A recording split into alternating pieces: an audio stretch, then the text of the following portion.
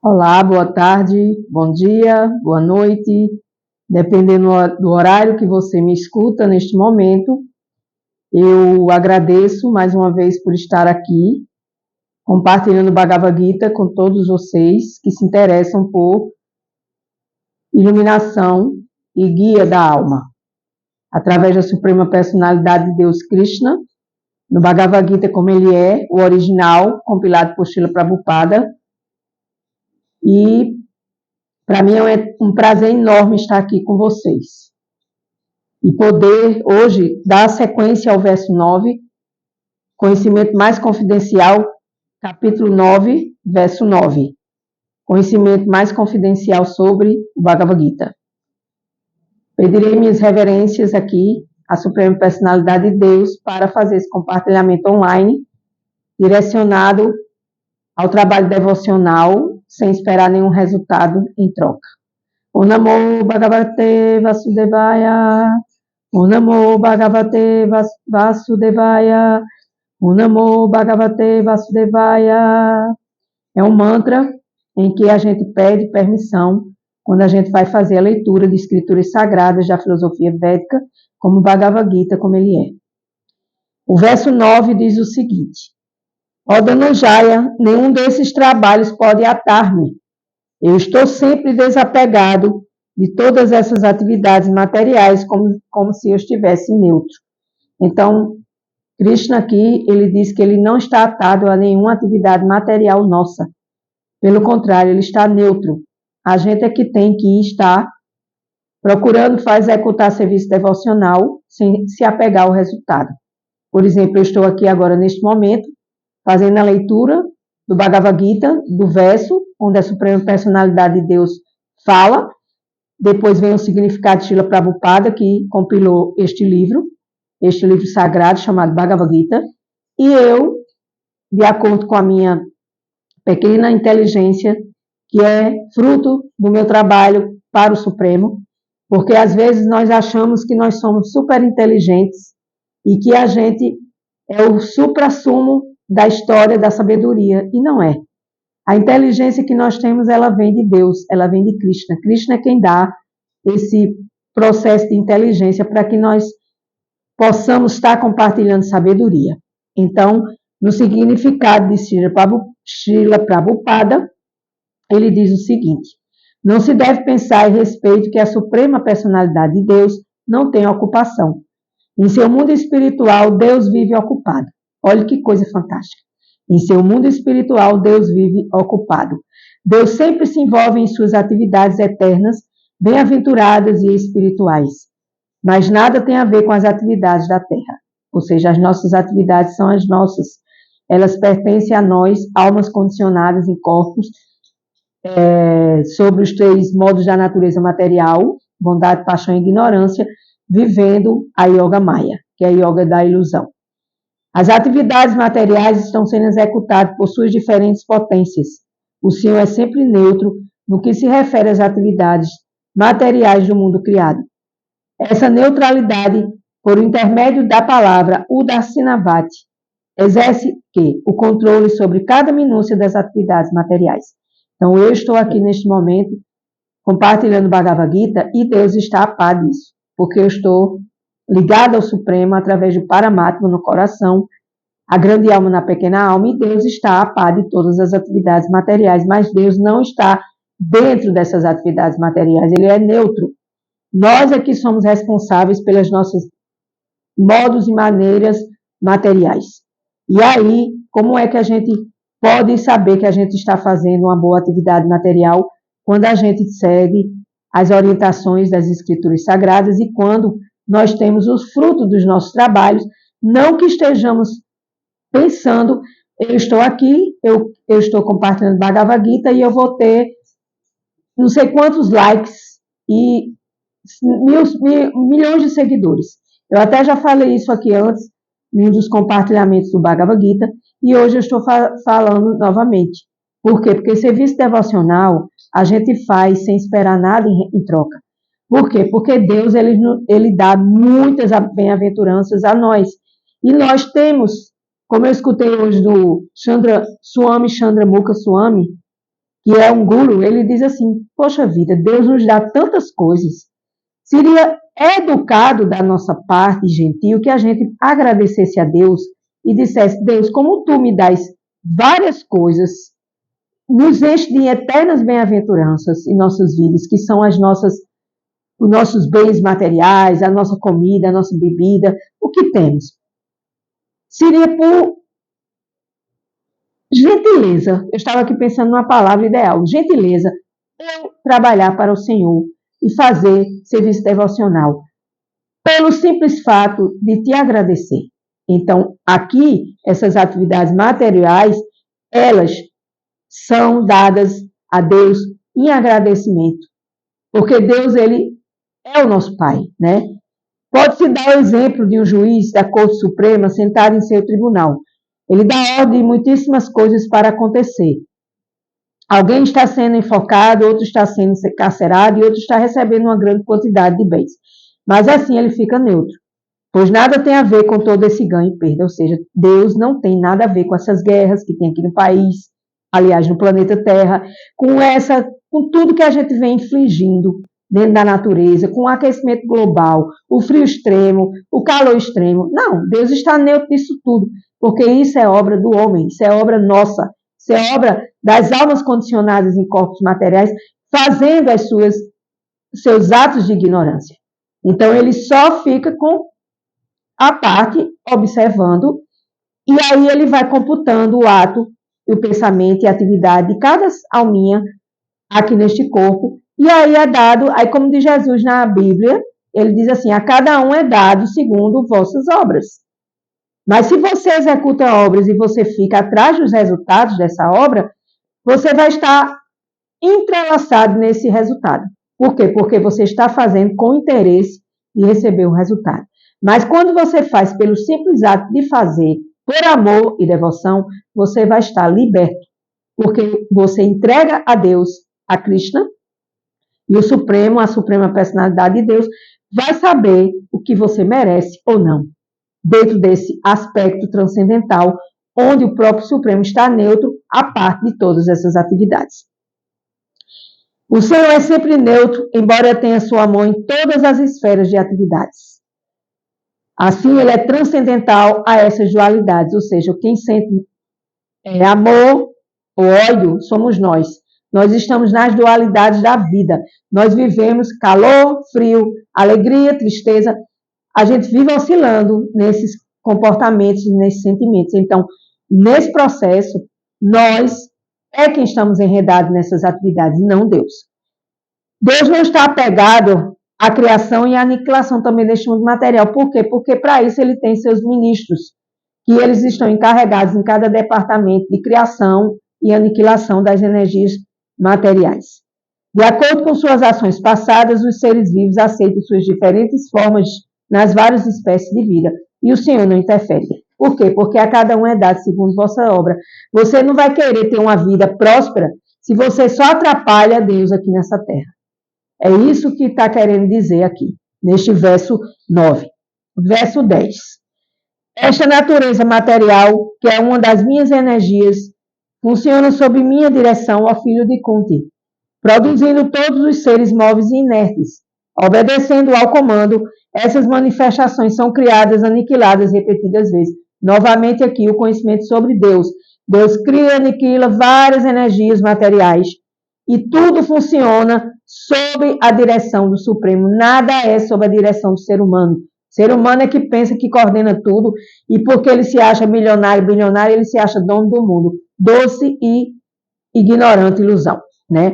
Então aqui Deus diz que cria e aniquila várias vezes essas energias. Aqui afirma-se claramente que o Senhor Supremo está alheio a todas as atividades do mundo material. Permanece ele apenas como diretor. Ele está observando, né? Ele está observando. O Senhor é a vontade última e o sustentáculo desta manifestação material, ou seja, tudo aqui é voltado para a vontade divina e para a sustentação do poder divino. Mas a administração está sendo conduzida pela natureza material. Por quê? Porque nós estamos aqui e nós somos responsáveis por essa energia material. Então, tudo aquilo que se faz tem um efeito. É uma lei, causa e efeito, que é uma lei do mundo material e espiritual. O que você faz vai ter um efeito. Se você faz uma coisa bacana, vai ter um efeito bacana. Se você faz uma coisa negativa, vai ter um efeito negativo. Eu sou o pai. O pai introduz no ventre da mãe a semente que produzirá a criança.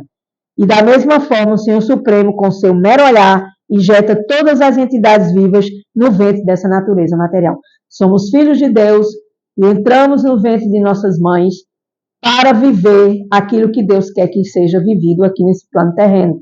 Ou seja, é o Dharma, a viver a sua verdade. E Karma é colher os seus frutos do passado e do presente que não foram muito bacanas e legais. Aí vem os sofrimentos, as doenças e tantas manifestações que nos impedem de sermos felizes. Todas as entidades vivas somos nascidos sob o olhar do Supremo e recebemos nossos corpos, diferentes corpos, conforme seus atos e desejos passados. Acabei de falar. O Senhor não está diretamente vinculado a esta criação material. Tudo que Deus faz é lançar seu olhar sobre a natureza material, ativando assim tal natureza, e tudo se cria no instante. Deus cria e é como o pai. Ele cria e diz, vai lá, filhinho, exercer a tua missão. Estou aqui olhando para você, vai depender muito de você, se você vai olhar para mim ou se você vai olhar para outras direções. Vai depender muito de você, se você vai querer me servir ou servir a matéria. Então, Deus dá livre-arbítrio. Você escuta o Bhagavad Gita se quiser, você entende se quiser, você também, se quiser, sai desse grupo, porque aqui não tem ninguém que esteja forçado a ficar. E está tudo certo. Né? Nós é que precisamos estudar sobre o Supremo e entender esse conhecimento sobre o Supremo de forma confidencial, ou seja, de forma direta, onde você vai ter essa capacidade de entendimento e de discernimento para que você possa servir o melhor. Pois tudo aqui na natureza material tem o olhar de Deus e é criado e aniquilado pela vontade de Deus. Quando existe diante de alguém uma flor perfumada, a fragrância é tocada pelo seu poder olfativo, não é verdade? Mesmo assim, o olfato e a flor são distintos um do outro. Assim, existe uma conexão semelhante entre o mundo material e a suprema personalidade de Deus. Deus, na verdade, não tem nada a ver com este mundo material, mas ele o cria por meio do seu olhar, e é ele quem dita as ordens. Ponto, gente. Ponto. É Deus quem dita as ordens e ponto. Você aceitando ou não, é assim que está sendo ensinado, e a gente tem que ter humildade para aceitar. Então, Deus é o superintendente do mundo material e de todos os planetas e galáxias. Ele é a suprema personalidade de Deus na filosofia védica chamada de Krishna, o todo atraente. Assim, a personalidade de Deus está alheia a todas as atividades materiais, mas ele está no controle. Fez errado, já sabe o resultado. Fez certo, se alegre porque Deus está no controle. Verso 11. Os tolos zombam de mim quando desço na forma humana. Eles desconhecem minha natureza transcendental como o supremo Senhor de tudo que existe. Aqui no verso 11, capítulo 9 do Bhagavad Gita, Deus fala, os tolos zombam de mim quando desço na forma humana. Sim, eu já li o volume 1 e o volume 2 com muitas páginas, para mais de 300 páginas, volume 1 e volume 2, sobre os passatempos da Suprema Personalidade de Deus em Kurukshetra, em Dvaraka, em Mathura, e várias cidades da Índia. Deus é indiano? Não, Deus é universal, mas Deus veio especificamente nesses locais, e é muito difícil para a nossa mente aqui no Ocidente aceitar e acatar essa ideia, porque a gente não tem ideia de como Deus é. Não nos é ensinado aqui. E aí a gente fica dizendo, não, isso não existe. Deus vinha aqui como na forma humana? Sim, minha gente. Para eu estar aqui fazendo esse pequenino trabalho do tamanho de uma formiguinha de açúcar, eu já li a Suprema Personalidade de Deus, Krishna, volume 1, volume 2. Já li o Néctar da Devoção. Já li Yoga Sutras de Patanjali. Já de Giridharidas, que é um resumo. Então, por que eu estou falando que eu li esses livros?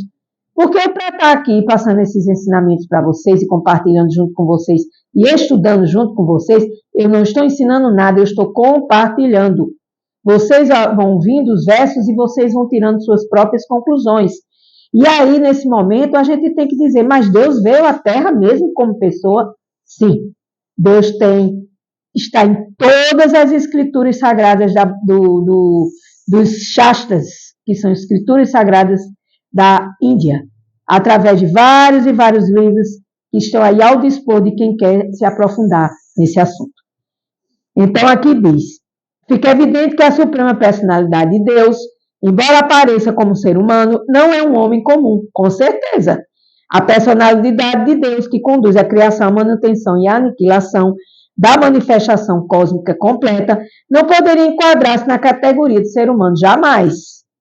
Há muitos tolos que consideram Krishna meramente um homem poderoso e nada mais, mas na verdade ele é a suprema verdade absoluta, ele é a suprema personalidade original, como confirma vários e vários livros, como por exemplo a Brahma Samhita, ele é o Senhor Supremo.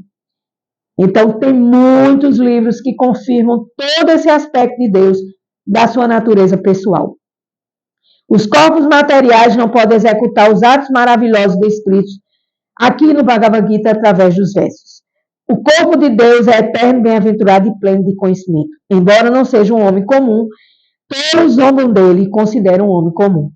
Aqui seu corpo é chamado de Manu-sim, porque ele age tal como homem, como um amigo de Arjuna na batalha de Kurukshetra, um político envolvido com esta batalha, que era o próprio Arjuna. Seu corpo é Satchityananda Vrigaha, ou seja, maior, ilimitado. É a bem-aventurança eterna do conhecimento absoluto. Deus é a bem-aventurança eterna do conhecimento absoluto. E nada tem em comparação com nós. Nós somos suas alminhas, filhas de Deus, que é criada por um motivo maior, mais profundo, e que quase ninguém descobre esse motivo de estarmos aqui neste momento, neste planeta, fazendo o quê, por quê, para quê, e para onde vamos quando terminar a nossa missão. Assim, devemos oferecer reverências à suprema personalidade de Deus Krishna, que é bem-aventurado em forma plena de conhecimento. Na linguagem dos Vedas Védica, também há outras descrições, também chamam Krishna de Govinda, que é o prazer dos sentidos, mas os sentidos transcendentais. Tua forma transcendental é repleta de conhecimento, bem-aventurança e eternidade. Entendeu? Então, todas essas qualidades, que são inúmeras e infinitas, são qualidades do Senhor Supremo, né? E quem se rende a Krishna pode escapar do controle dessa energia material. Então, quem se rende a Deus pode se voltar para Deus, e aí Deus vai te ajudar a você escapar dessas misérias do mundo material, cheio de doenças, pobreza e conflito. E tudo que tem de bom termina. Tristeza não tem fim, felicidade sim. Poxa, Deus é tão ruim. Não, a gente é que precisa entender que a gente está aqui neste plano material para servir a Deus e não a matéria. O que a gente tem de material foi dado por Deus, e quando a gente vai embora daqui, a gente deixa tudo. Então, nada é eterno. Não existe nada eterno neste plano material, porque a gente tem duas certezas. Uma é que a gente nasce e a outra é que a gente morre. E o que fazer entre o nascer e o morrer vai depender muito da sua próxima vida, vai depender muito do seu servir a Deus, para onde você vai ocupar um nível espiritual mais elevado. Então, aqui diz no Bhagavad Gita que Deus, Krishna, ele é o maior e o mais diminuto, e estão além do que conseguem conceber as almas terrenas. Por isso, não pode imaginar que alguém em forma humana possa controlar ao mesmo tempo o infinito e o diminuto. Deus, ele faz o que ele quer, minha gente. Deus vem aqui nas formas que ele quer, Deus controla, Deus manda os súditos, os filhos, Jesus, manda os avatares, os gurus, os mestres, Buda e tantos outros no Oriente que tem de iluminados, muito mais do que no Ocidente. É que no Ocidente se conta nos dedos os iluminados. Então, por esse motivo, é que nós devemos entender que Deus é a suprema personalidade, é a suprema felicidade, né? E aí, nesse processo aqui, Deus é onipenetrante, onipresente e onisciente.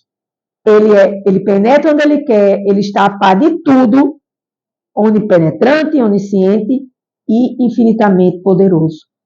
Esse é o básico que a gente precisa aprender nesses 3 versos do dia de hoje, desses 2 versos, eu acho, né? E receber, e saber dar, saber reverenciar Deus em todas as horas, fazer da sua vida uma oferenda a Deus. E saber que nós temos o que temos, porque Deus, Ele nos dá, né? Então, aqui, Prabhupada, ele escreve bastante sobre essa qualidade de Deus em forma pessoal. Né? Eu poderia ficar aqui três dias por semana só apenas lendo o que está escrito aqui no Bhagavad Gita sobre a forma pessoal de Deus. Por isso que eu incentivo vocês a comprarem Bhagavad Gita como ele é, para estudar, para ler, né? O nosso saudoso Raul Seixas, ele leu inúmeras vezes o Bhagavad Gita. E tantas personalidades leem o Bhagavad Gita porque ele é o único livro aqui no planeta Terra que pode levar você a sair desse enredamento material. É um livro sagrado ditado pela própria personalidade de Deus. Né? Então aqui eu encerro mais um dia de Bhagavad Gita, de versos, dizendo que Deus ele se encontra em todas as partes da criação material e espiritual, e ele age através de sua energia divina e de sua expansão plenária, ou seja, ele se expande como ele quer, onde ele quer, em planeta que ele quiser, e em todos os corações nossos onde ele está instalado, para que a gente possa servi-lo com amor e devoção, e a gente possa entender que a gente precisa aprender sobre nós mesmos, a nossa constituição, que é alma. Eu sou uma alma, eu não sou um corpo. Eu sou uma alma em um corpo, vivendo os 3 modos da natureza material: paixão, bondade, paixão e ignorância. E ainda não é a bondade de Deus, é uma bondade material, tentando servir a Deus em amor e devoção, e entregando tudo para o Supremo. Com gratidão, eu encerro mais um dia de Bhagavad Gita. Namastê.